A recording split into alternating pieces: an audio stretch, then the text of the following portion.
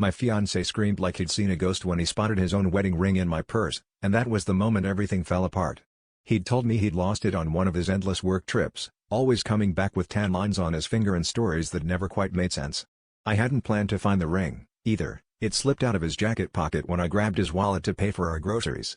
I stuffed it in my purse, thinking he'd be relieved, but instead, he looked at me like I'd detonated a bomb in the middle of the supermarket.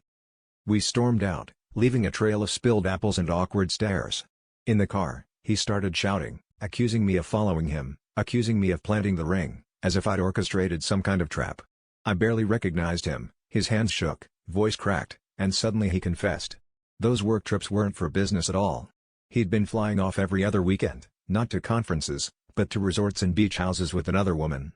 Their honeymoons had been happening for months, sometimes even in the same city where I slept alone in our bed. I wanted to rage, to scream, to throw the ring out the window and erase every memory, but I just sat there, numb, listening as he tried to justify everything. He said he loved us both, insisted that he couldn't choose, that he needed the thrill of living two lives. He begged me not to hate him, to understand that he was torn, but all I could think about was every night I waited, every lie I swallowed, and every promise he shattered with a smile. As his voice faded into desperate apologies, something inside me snapped. I realized I hadn't just lost him, I'd lost myself in the process, clinging to the fantasy of a love that never existed. Instead of fighting for scraps, I got out of the car, ring still in my purse, and walked away. The twist? I didn't feel broken.